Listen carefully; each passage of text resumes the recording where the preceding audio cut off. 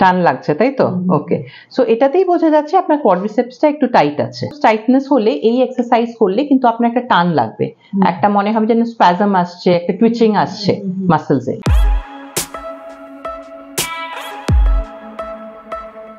নমস্কার, আমি ডক্টর তাহমিনা, আপনার physio fitness and rehab expert.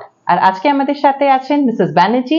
আসুন শুনে নি ওনার কি প্রবলেম। হ্যাঁ বলুন মিসেস ব্যানার্জি। আমার এই বাঁ হাঁটুর প্রবলেম, বাঁ হাঁটুটা সোয়েলিংও আছে, আর এখন ডক্টর কনসাল্ট করেছি, তাতে আমাকে নি রিপ্লেসমেন্টের কথা বলেছেন। ওকে ওকে, তো সেই জন্য I have come to you. Okay, এটাই আমাদের main problem. Surgery is the second option. ফার্স্টে আমাদের যেটা প্রাইমারি অপশন, আমরা যদি স্ট্রেনথেন করে ন্যাচারাল হাঁটুটাকে রেখে দিতে পারি, প্রিজার্ভ করতে পারি, দ্যাট ইজ মোর ইম্পর্টেন্ট, আর সেটাই আমরা চাই। তো আসুন দেখিনি কি কি এক্সারসাইজ করে আমরা নি সার্জারিটা অ্যাভয়েড করতে পারি বা রিভার্স করতে পারি। ফার্স্ট এক্সারসাইজটা হবে, আপনার যেহেতু ব্যথাটা নামছে ওপরে, হিপ থেকে ওপর থেকে হাঁটু অব্দি নামছে, আর হাঁটুতেই মেন আপনার প্রবলেমটা। ওকে, তাই আপনার ফার্স্ট এক্সারসাইজ হবে, যেমন এটা আপনি ভাঁজ করলেন, এইটা এটার উপরে তুললেন।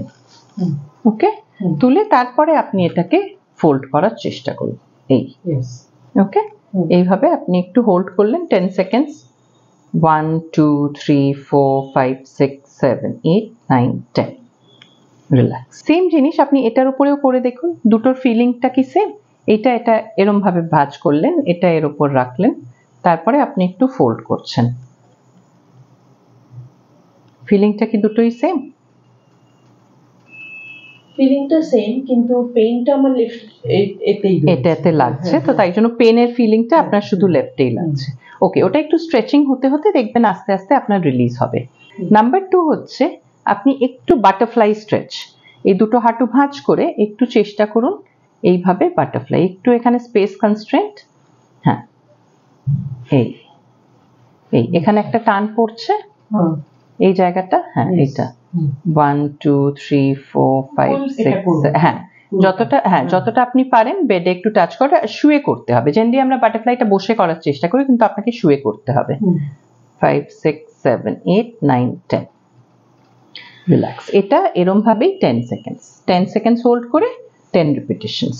ওকে, থার্ড এক্সারসাইজটা হবে, আপনার সোজা হাঁটুটা এইভাবে রেখে হাঁটু শক্ত করে পায়ের পাতা টান টান করা, হোল্ড করে রাখা 10 সেকেন্ডস, আস্তে আস্তে নামানো। ওকে, ইজি। ওকে, তারপরের এক্সারসাইজটা হচ্ছে নাম্বার 4, হাঁটু শক্ত করা। হাঁটু টাইট করলেন, টাইট করে পায়ের দুটো পাতা নিচের দিকে টানছেন। 2 3 4 5 6 7 8 9 10। এই টাইটনেস ফিলটা আপনাকে একটু রাখতে হবে। ওকে, এটা হচ্ছে নাম্বার 4। এবারে নাম্বার 5th এক্সারসাইজ আপনার যেটা হবে, আপনি গ্রয়েনটাও আপনি বলছেন না, এই জায়গাগুলো একটু ব্যথা, গ্রয়েন থেকে আপনার ব্যথাটা নামছে। হ্যাঁ, এটা ব্যথাটা নামছে, তো আপনাকে একটু উপর হয়ে শুতে হবে। এইভাবে শুয়ে আপনাকে নিটা ফোল্ড করছেন, রাইট, আর এই পাটা দিয়ে আপনাকে এটা পুশ করা। 1 2 3 4 5 6 7 8 9 10। একটা স্ট্রেচ ফিল করছেন? হ্যাঁ, এই স্ট্রেচিংটা আপনাকে একটু ফিল করতে হবে। 10 সেকেন্ডস হোল্ড, তারপরে আস্তে আস্তে নামানো। লেটস সি, আবার ট্রাই করুন। এইটা আপনি করলেন, এবারে এই পাটা দিয়ে এটাকে পুশ করুন। ওকে, এবারে সেম জিনিস আপনি এই পাটা দিয়েও you try to push it down. হ্যাঁ, এই টান লাগছে তাই তো? ওকে, সো এটাতেই বোঝা যাচ্ছে আপনার কোয়াড্রিসেপসটা একটু টাইট আছে। কোয়াড্রিসেপস টাইটনেস হলে এই এক্সারসাইজ করলে কিন্তু আপনার একটা টান লাগবে, একটা মনে হবে যেন স্প্যাজম আসছে, একটা টুইচিং আসছে মাসলসে। তো সেটাই, এটার জন্য যেটা আমরা অ্যাভয়েড করতে পারি, যেটা আমরা ওই স্প্যাজমটাকে রিলিজ করতে পারি, সেটার জন্য এইভাবে স্ট্রেচিং করাটা খুবই জরুরি ফর নি পেন। রাইট, ওকে। আরেকটা জিনিস, লাস্ট এক্সারসাইজ যেটা আপনি করতে পারেন এটা এই গ্রয়েনটার জন্য, সেটা হচ্ছে মানে একটা করে জাস্ট পা তোলা উপরের দিকে, ফ্রম দ্য হিপ। এটাকে সোজা, হাঁটু সোজা। 1 2 3 4 5 6 7 8 9 10। সেম জিনিস, যেহেতু আপনার হিপ থেকে নামছে, so will have to strengthen the hip also, নি অলসো। সেই জন্য দুটোর জন্যই আমরা এটা করছি। হাঁটু সোজা রেখে লিফট করা, হিপ থেকে লিফট হলো, তাহলে অটোমেটিক্যালি এই পুরো পাটা আপনার স্ট্রেংথেন হবে, কারণ এটা আপনি अगेंस्ट দ্য গ্র্যাভিটি তুলছেন।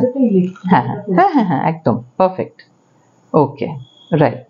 আচ্ছা, এইভাবে বসে সে একটা করে পা সোজা তোলা, উপরে। হ্যাঁ, যখন আপনি এটা তুলছেন you can't take arm support, সোজা থাকতে হবে, ব্যাক শুড বি স্ট্রেট। ঠিক আছে, এই জায়গাটা টাইট করা, মেন উদ্দেশ্য হচ্ছে এটা টাইট করা। একবার এইভাবে টাইট করা, 10 সেকেন্ডস হোল্ড, তারপরে অন্য পাটা। রাইট, 10 সেকেন্ডস হোল্ড, আস্তে আস্তে নামানো। পারফেক্ট। তাহলে আপনারা দেখলেন কি কি এক্সারসাইজ করে আমরা নি সার্জারিটাকে অ্যাভয়েড করতে পারি, রিভার্স করতে পারি, নিয়ের মাসেলসটা স্ট্রেংথটা বাড়িয়ে। একটু যদি আমরা কশাস হয়ে যাই, একটু অ্যাওয়্যার হই এক্সারসাইজে, একটু যদি আমরা একটু মনোযোগ দিয়ে এক্সারসাইজ গুলো করি, তাহলে কিন্তু ডেফিনেটলি আপনার যে নি সার্জারিটা আপনি অ্যাভয়েডও করতে পারেন বা রিভার্স করতে পারেন। ধন্যবাদ।